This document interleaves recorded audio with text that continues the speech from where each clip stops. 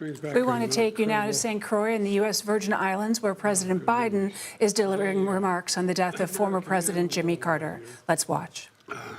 Lost a remarkable leader. He was a statesman and humanitarian. And Jill and I lost a dear friend. I've been hanging out with Jimmy Carter for over 50 years, it dawned on me. And I had countless conversations over those years. I always would be proud to say that he used to kid me about it, that I was the first national figure to endorse him in 1976 when he ran for president. There was an overwhelming reason for it, his character. What I find extraordinary about Jimmy Carter, though, is that millions of people all around the world, all over the world, feel they lost a friend as well, even though they never met him. And that's because Jimmy Carter lived a life measured not by words, but by his deeds. Just look at his life's work. He worked to eradicate disease, not just at home, but around the world. He forged peace, advanced civil rights, human rights, promoted free and fair elections around the world. He built housing for the homeless with his own hands. And his compassion and moral clarity lifted people up and changed lives and saved lives all over the globe. Jimmy Carter was just as courageous in his battle against cancer as he was in everything in his life. Cancer was a common bond between our two families, as in many other families. And our son Bo died. When he died, Jimmy and Rosalind were there to help us heal. Jimmy knew the ravage of the disease too well. He lost his father, his brother, his sisters to this terrible disease. So when Jimmy was diagnosed, we did our best to comfort him. We met with him down in Plains. We met with him anyway. We talked and shared our beliefs that as a nation, we have the talent. We have the talent and the resources to one day end cancer as we know it if we make the investments. He believed that like I do. I'll always cherish having seen Jimmy and Rosalind Carter together. Theirs was a love affair of the ages. While we'll miss them both dearly, I do take some solace in our kids were saying it, that they're united once again. We're going to remain forever in our hearts, but they're together again. The entire Carter family, on behalf of the world, the whole nation, we send our whole heartfelt sympathies and gratitude. Our gratitude for sharing President Carter with us for so many years.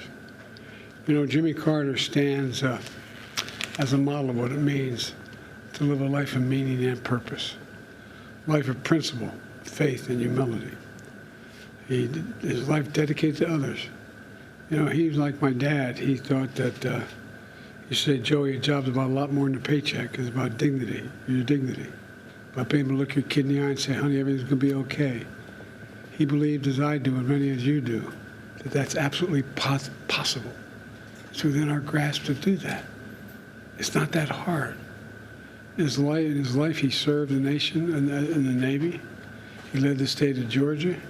He became president and a beloved statesman all over the world. But to know his core, you need to know he never stopped being a Sunday school teacher at that Baptist church in Plains, Georgia. Today's world, some look at Jimmy Carter and see a man of a bygone era. With honesty and character, faith and humility, it mattered. But I don't believe it's a bygone era. I see a man not only of our times, but for all times. Someone who embodied the most fundamental human values we can never let slip away. Although sometimes it seems like it is. We may never see his like again. We'd all do well to try to be a little more like Jimmy Carter.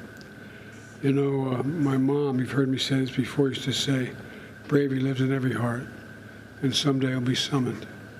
Every time it was summoned, he stepped up.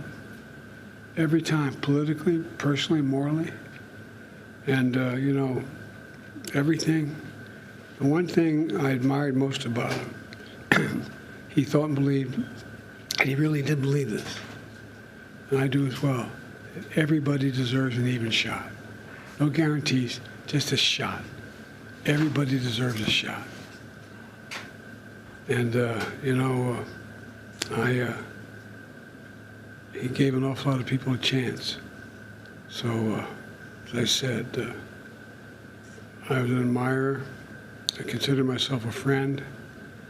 Kept in touch with him, and his son, I was going to tell you a story his son told me, but that'd be inappropriate. Maybe he'll tell you, but about I think he's happy. I think he's happy with Roseland. So. Mr. President, as you think about your post-presidency, is there anything about Jimmy Carter's time after leaving office that inspired you for the years ahead? Yeah, never give up hope. Never give up hope. I mean it from the bottom of my heart. So much negativism out there. I know you're tired of hearing me say it over the last 4 years. But folks, there's nothing beyond our capacity. Nothing beyond our capacity. If we do it together. And I mean it. I mean it. And he believed it. Sir, what is your fondest memory of Jimmy Carter? I have a number of them. I guess maybe my fondest memory of Jimmy Carter was when he grabbed me by the arm and said, I need you to help me in my campaign. And I said, I've only been around a couple years, Mr. Governor. He said, no, it'll make a difference. I said, I'm not sure it will. He said, no, it will. When I endorsed him for president, I told him why I was endorsing him, and that it was not only his policies, but his character, his decency, the honor he communicated to everyone. And but he was also very, very, he and Roseland were very kind to Jill and me when we lost our son, Bo. They were there for us. And I don't know, I think that what Jimmy Carter is an example of is just simple decency. Simple decency. And I think that's what the rest of the world looks to America for. So what members of the family have you spoken to? I think I've spoken to all the children.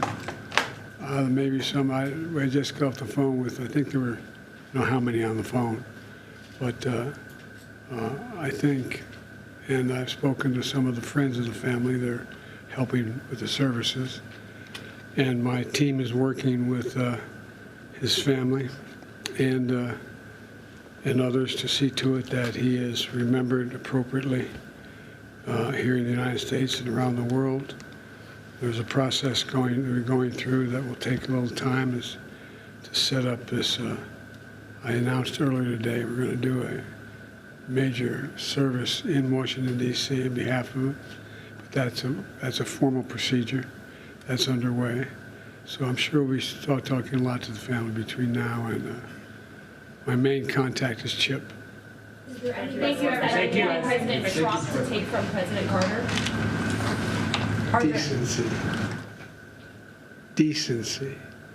Decency. Everybody deserves a shot. Everybody. Can you imagine Jimmy Carter walking by someone and you need something and just keep walking? Can you imagine Jimmy Carter referring to someone by the way they look or the way they talk? I can't. I can't. You know, I think the end of the deal here is that one of the reasons why we're looked to by the rest of the world, for the bulk of our nationhood, we've laid out what our values are. We've said what we believe. It's not just in the Declaration, we hold these truths to be self-evident, but there's a feeling. The rest of the world looks to us. And he was worth looking to. So thank you very much. Appreciate it. Thank you. Thank you. You've been watching President Biden deliver remarks following the death of former President Jimmy Carter. The president noted the world has lost a man he called a remarkable leader. He described Carter's life as being measured by deeds, not words, and by the principle of simple decency. Let's bring in CBS News chief election and campaign correspondent Robert Costa. Robert, what stood out to you about Biden's remarks? Those were deeply personal remarks from President Biden, who's on vacation with his family ahead of the New Year holiday. And you see in those remarks, and you can hear in his tone, someone who had an appreciation for Carter not only as a Democrat and as a president, but as a man, as a human being, someone who served his country in uniform, someone who connected with Biden years ago when Biden was a young senator, having been elected in 1972. Carter was an outsider running for president in the 1976 race, and Biden threw his weight behind Carter at that crucial moment. Carter certainly never forgot, and Biden never forgot it either. And you see in Biden's own life in presidency a bit of an echo of Carter's own example. Biden is not necessarily someone who would cite Carter as the model for his presidency, but the humanity of Jimmy Carter is something that Biden has always identified with as president, someone who could connect with working people, someone who always was caring about how people who were struggling would fare in this country. And there's a sensibility in the way Carter's lived his life and the way Biden's lived his that you see this connection not only going back to that endorsement, but in the way both of them speak about the country and the presidency. So talk to us more about President Biden's personal relationship with Jimmy Carter. It began as a political one. Joe Biden was pretty savvy back in the 70s, didn't want to just be seen as a Washington establishment player, so he gave his endorsement to the outsider, Jimmy Carter. It was a bit of a political risk. Of course, it paid off. Carter ends up winning the nomination and the presidency in 1976.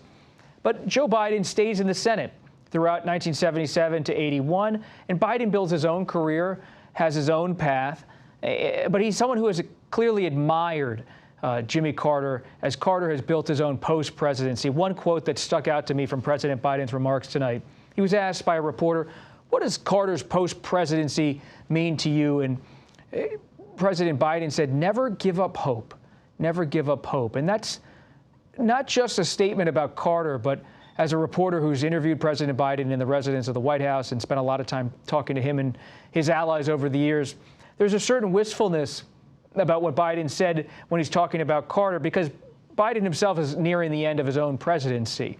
He is someone who has to think about a post-presidency. And Carter has revolutionized how post-presidencies work in the United States. It's not just about memoir writing and speech giving. It's about service. And that service component is important for the country to see, but it's also important for someone who's about to become a post-president. And what will Biden's role be in the country's mourning of Jimmy Carter?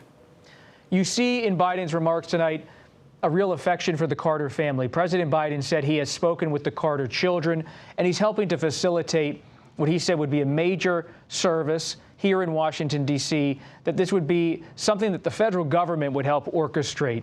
Now, it's expected and appropriate for a former president, based on my conversations with both Democrat and Republican leaders, to have a state funeral for a former president.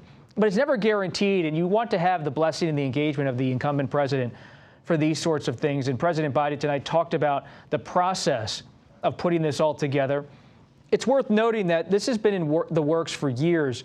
Reporters and others behind the scenes have often remarked that the Carter Center has been ready for this moment for decades. President Carter, living to the age of 100, has outlived many, many people who were even part of this planning years ago. And what you're going to see over the coming days is a very structured process where the family will have time to come together. He'll ultimately go to Atlanta. His body will go to Atlanta for a viewing there and a service there. It'll go to Washington, and then it'll come back to Plains, back to the place he's always been from, back to southern Georgia, where he will be buried alongside his wife. Robert Costa, thank you. Thank you. CBS News White House reporter Willie James Inman joins us from St. Croix, where President Biden is on vacation. Can we expect to hear from the First Lady as well? Hey there, Courtney. Good to be with you. Well, First Lady Jill Biden is traveling here with the president. Now, she did sign on to part of that statement that it went out with the president's name on it, of course. And they talked about the relationship that the Bidens have had with the former president over the past 6 decades. The president himself talked about that. Now, we don't expect to necessarily see the First Lady give an on-camera statement, but they certainly have a connection. As Bob mentioned just now, they have this personal connection. The president talked about how he endorsed former President Jimmy Carter back in the 1970s, but also how they both got through cancer is been something that has affected both families The president saying that it affected, of course, him with the death of his son, but Carter was diagnosed with cancer himself. So this is something that both families have been able to console each other, to talk through those diagnoses, and of course to talk through the tragic death of President Biden's son. But they have a personal connection, one that's quite strong, and one that the First Lady shares as well as the president. Courtney. So how soon can we expect the official funeral and memorials? Yeah, that's something that is in the works, not only in Georgia, but also in Washington, D.C. Oftentimes it takes a bit to kind of coordinate this. You have a lot of people involved, not only the Carter family, who are having discussions, as President Biden mentioned. They're talking with his team. President Biden as commander-in-chief. He's also oftentimes consoler-in-chief when disaster strikes. This is certainly something where he will have not only a presence, perhaps giving remarks at that service, but also in leading the nation in grieving a former president, someone who lived to be 100, certainly a lengthy life outside of the presidency, a longer life than most presidents live once they've served their time. But I do anticipate that the president will be closely involved with the planning and execution of this. Remember, his administration has to also carry out the planning and execution of an inauguration of former President Donald Trump, now the president-elect. So both of those events are going to perhaps take a lot of planning. We know that a part of it, a state funeral, will take place in Washington, D.C., but we don't yet have a specific date in terms of when it will happen. But we do know that the White House will be deeply involved in that process. And President Biden is wrapping up his time in office. What more can we expect from him in the days ahead? Yeah, well, first off, he's here on vacation in St. Croix. We anticipate that he will head back to the East Coast of the United States later this week. One of the things I anticipate the president will roll out, and we heard this from John Kirby, the NSC spokesperson. He talked about how the president will continue to give out that security assistance for Ukraine.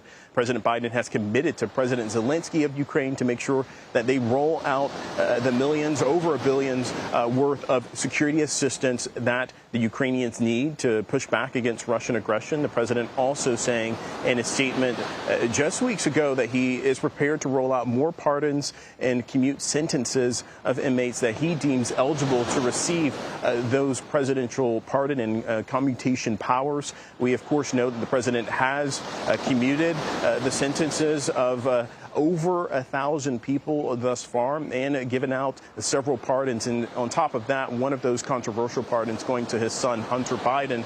But I do anticipate more of that coming from the White House, giving out those pardons and those commutations as well, Courtney. William James Inman, thank you.